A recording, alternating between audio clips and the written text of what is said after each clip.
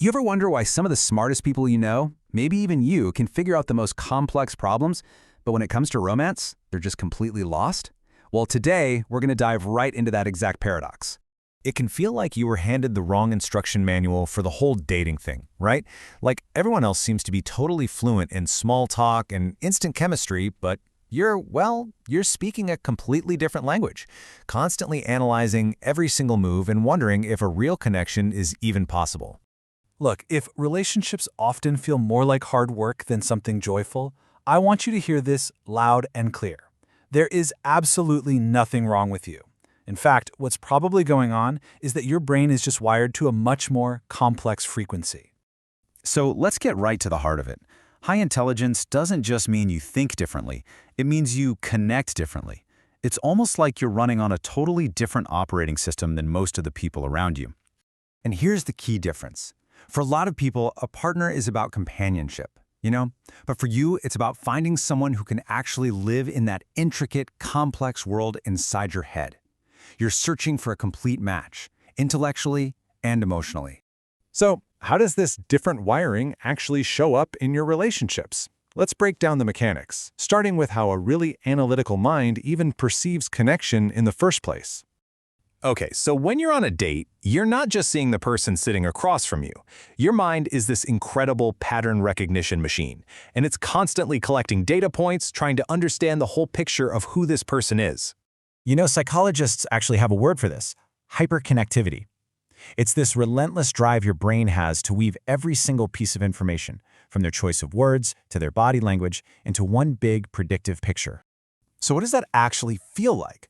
Well, it feels like this. Your date is talking about their favorite movie, but your brain is already running these complex simulations on long-term compatibility. It's picking up on a tiny fractional change in their voice, and it might even be flagging potential arguments 3 months down the road. People mistake this for overthinking, but honestly, it's a way deeper process. And this is a really important shift in perspective. That constant internal questioning, it's not necessarily social anxiety. It's something called cognitive reflection. It's a process of deliberately questioning your first gut feelings to make sure you're not missing the truth of the situation. See, your mind is trying to be accurate, not just comfortable. Now, this whole analytical thing isn't just a mental exercise. It's deeply tied to your core values. So let's shift from the mind's process to the soul's needs and dig into what you're really craving in a relationship. This really gets to the core of the conflict, doesn't it? So much of early dating is just a performance. It's a role you play to get someone to like you. But you're not interested in the performance. You want to see what's real, even if it's a little blunt or uncomfortable. And frankly, that can be pretty jarring for people who are used to just playing the game. And there's a physical side to this too.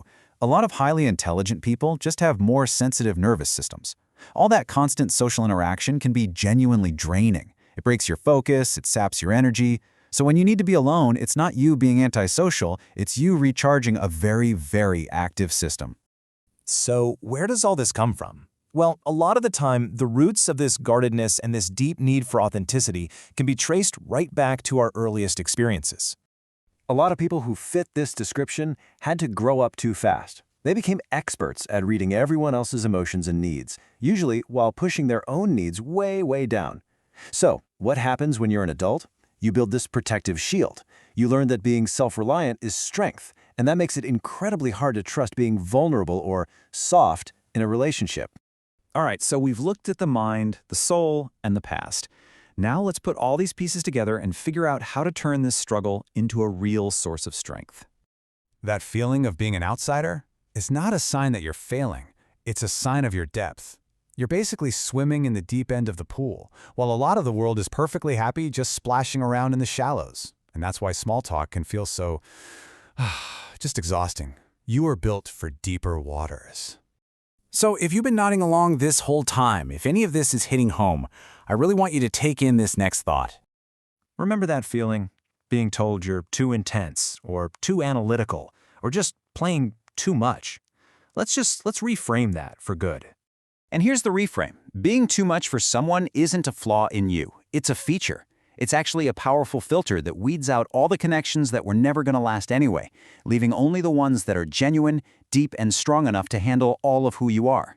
You're not cold or withdrawn. You're the guardian of a rich inner world. And your depth isn't a weakness, it's your superpower. So here's the final crucial takeaway. Never, ever dim your own light just to make someone else more comfortable. Your brilliance is a gift. Own it.